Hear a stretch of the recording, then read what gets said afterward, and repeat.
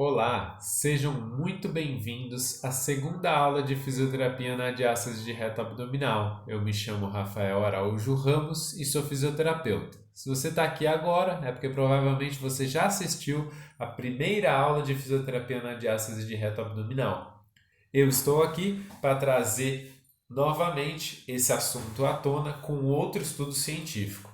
Não posso esquecer de agradecer às minhas colegas Alessandra Sonego, Thalita Freitas por esse convite de poder participar desse projeto incrível da Atali Academy, elas em nome da Atali Fisioterapia Pélvica Funcional. Então, vamos diretamente ao assunto, revisão sistemática. Esse é o nível de evidência que a gente está trazendo. Se vocês forem olhar aí embaixo, essa pirâmide que tem no slide, revisão sistemática é simplesmente o mais alto nível de evidência científica. Então, é o tipo de estudo que a gente adora encontrar, porque é ele que mostra o que é melhor na literatura, o que é mais possível de fazer com que a gente consiga o sucesso terapêutico com o paciente. Então, se a gente tiver as nossas dúvidas do dia a dia e conseguir responder essas dúvidas da prática clínica com estudos de alta qualidade, ou seja, se a gente for olhar a pirâmide, estudos que sejam ensaios clínicos controlados randomizados ou revisões sistemáticas, a gente está lá no topo da evidência. Então vai ser a melhor opção para tratar aquela condição que o paciente nos apresenta. Conforme essa pirâmide vai reduzindo até a base, esse nível de evidência vai caindo. Então, esse estudo, que é extremamente recente, que vocês estão vendo aí na tela, de Benjamin e colaboradores, de 2019, ele fala sobre a relação entre diástase de reto abdominal e disfunções musculoesqueléticas, dor, qualidade de vida. Quais foram os objetivos dessa revisão? Determinar a associação entre a presença da diástase com lombalgia, dor lombopélvica, disfunções do assoalho pélvico, função muscular abdominal e qualidade de vida. Além disso, foi investigar a associação entre o tamanho da diástase, a largura da diástase, com a gravidade das citadas condições que eu coloquei anteriormente. Metodologia, que é um ponto crucial para a gente avaliar também um artigo científico quando a gente vai começar a ler ele. As buscas foram realizadas nas bases de dados da Medline, Embase, PubMed, Sinal, AMED e Pedro até o ano de 2017 e 3 revisores participaram da seleção desses estudos, desses artigos que foram buscados nessas bases de dados. Formulário de revisão da Cochrane e esse projeto das práticas efetivas de saúde pública foram outros 2 instrumentos muito importantes que eles utilizaram para montar essa revisão, o que mostra que foi um alto rigor metodológico na elaboração, na finalização dessa revisão sistemática. Critérios de inclusão. O que fez parte do estudo?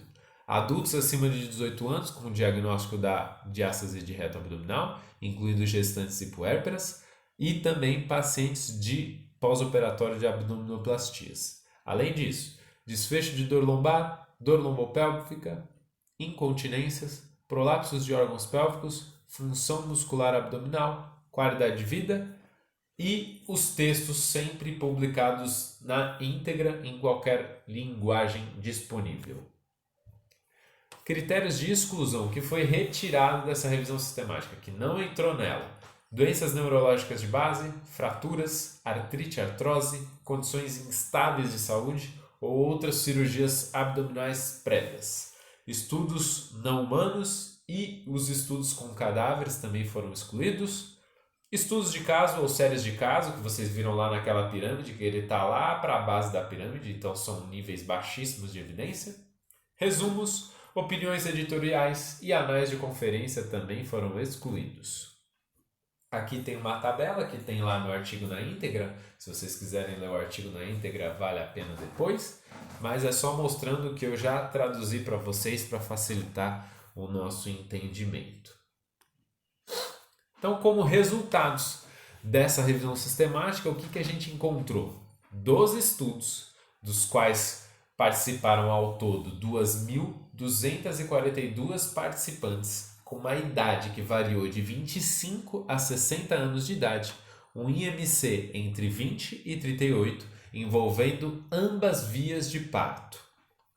Um ponto importante, crítico que a gente colocou aí embaixo no seu canto inferior esquerdo, que é 2 desses estudos somente eram ensaios clínicos controlados randomizados.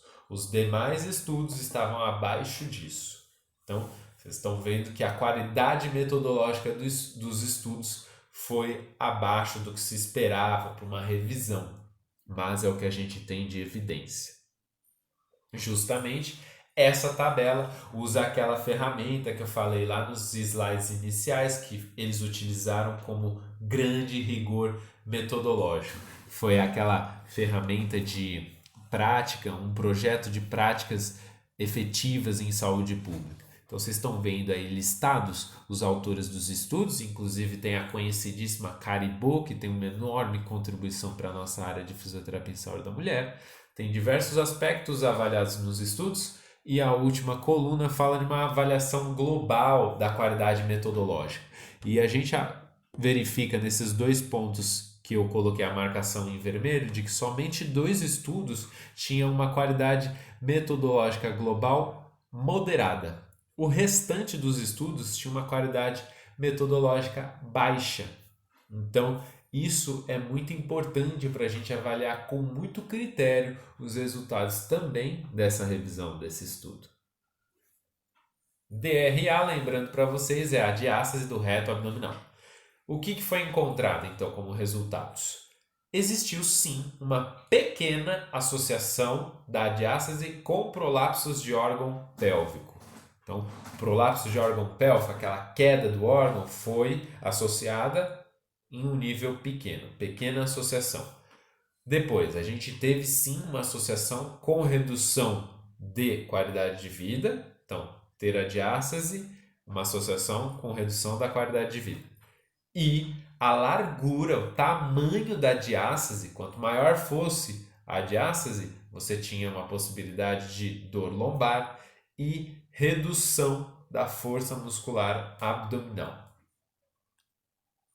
Então, como discussão que os autores trouxeram perante a esses resultados encontrados, o enfraquecimento, a perda da força e o estiramento do assoalho pélvico, somado aos danos dos tecidos conjuntivos que muitas das pacientes da amostra que foi encontrada, pode explicar a questão do prolapso do órgão pélvico, que eu coloquei aí como POP. A alteração na tensão da face desses tecidos pode reduzir as funções de sustentação e estabilidade. Um questionamento também que eles colocaram é a diástase de reto abdominal, mais uma dor musculoesquelética, mais as disfunções do assoalho pélvico, podem coexistir, então elas podem existir ao mesmo tempo e não se influenciar. Uma questão interessante que a gente verifica que eles colocaram como um questionamento entre eles e pode ser até um questionamento nosso, porque existem muitas divergências na literatura entre associações da diástase com as disfunções de assoalho, mas através de uma revisão sistemática, que é o mais alto nível de evidência, a gente viu que em relação às disfunções de assoalho pélvico existe uma pequena associação e muito específica somente com prolapsos dos órgãos pélvicos.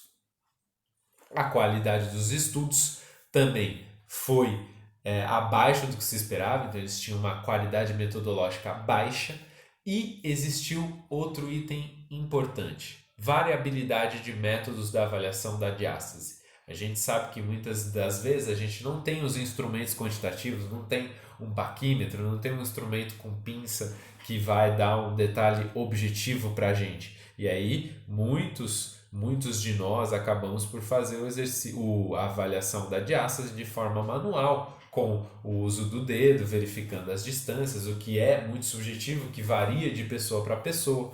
E isso também aconteceu na revisão. Muitos dos trabalhos, 5 deles, foram com a utilização manual. Os outros que variaram por outros tipos de instrumento para medir a diástase do reto abdominal. E como implicações clínicas, que são aqueles questionamentos, aquelas situações que a gente coloca para a nossa prática diária, o que isso pode nos ajudar, que é sempre importante a gente buscar um artigo na literatura que tente responder uma dúvida que a gente tem e de que forma isso pode nos ajudar, pode influenciar de alguma forma e nos dar uma direção diferente na hora que estiver na prática ali com o paciente ao vivo. Diástase de reto abdominal tem um impacto na vida da mulher, isso é um fato, ponto. Por si só, a gente já sabe que isso vai trazer possibilidades para a nossa atuação enquanto fisioterapeutas. E nisso eu já emendo o tópico abaixo.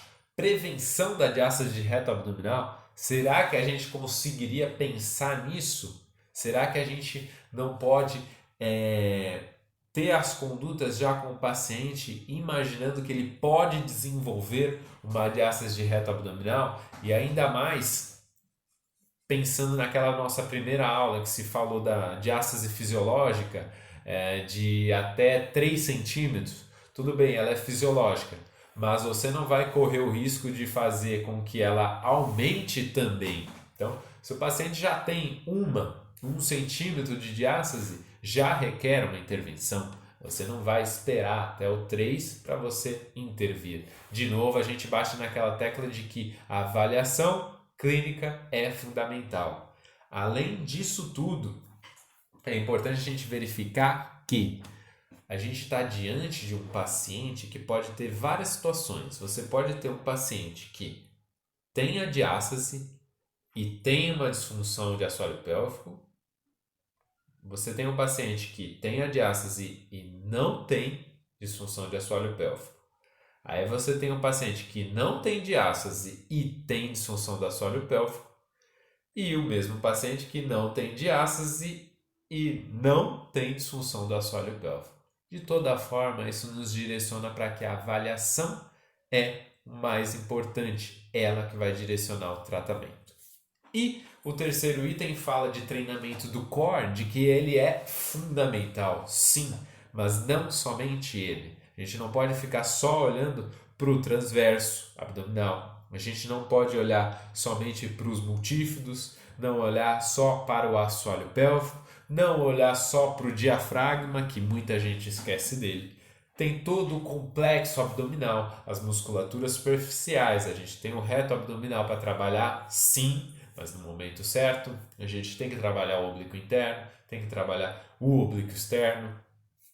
E então a gente precisa ter esses critérios muito bem estabelecidos para você não acentuar a diástase do reto abdominal se ela já estiver ali existente, já estiver presente no paciente. Então, tudo isso é muito importante e trazer esse nível de evidência científica para a gente nos traz uma abertura do nosso pensamento, uma abertura do nosso olhar, uma possibilidade de cada vez mais a gente poder partilhar esse conhecimento que é muito rico e vai fazer com que a gente somente cresça cada vez mais na nossa atuação. Tem aí as referências, o estudo que faz parte dessa revisão, os autores, a gente também pode disponibilizar depois na íntegra para vocês, para quem não tiver conseguido buscar o artigo. E eu agradeço demais por essa oportunidade novamente, agradeço a Alessandra Sonego, Thalita Freitas, vocês da Tali Fisioterapia Pélvica Funcional, que tem um trabalho incrível, que são referências aí no Brasil nessa área de atendimento à fisioterapia em saúde da mulher, são grandes exemplos, são grandes modelos para todos nós. Deixo o meu contato para vocês, @fisio.rafaelramos lá no Instagram. Tenho aí aqui embaixo, vocês estão vendo meu canal, artigos de fisioterapia em saúde da mulher, com o nosso compromisso de trazer conhecimento de forma gratuita e de poder partilhar o conhecimento. A Atali está fazendo isso muito bem com esse Atali Academy, é uma iniciativa incrível, é uma iniciativa que merece as nossas palmas, merece o nosso agradecimento, a gente poder estar enriquecendo o nosso conhecimento e fazer com que cresça cada vez mais, com que cada profissional consiga ter maior bagagem, a gente trocar realmente, que aí, como eu já disse, nós vamos conseguir crescer cada vez mais e elevar a fisioterapia em saúde da mulher para o lugar que ela merece, que é sempre lá no topo. Então, muito obrigado a vocês. Quem não assistiu a aula 1 sobre fisioterapia em diástase do reto abdominal, é só verificar aqui na playlist ou entre em contato conosco que a gente disponibiliza para vocês. Muito obrigado e tchau, tchau.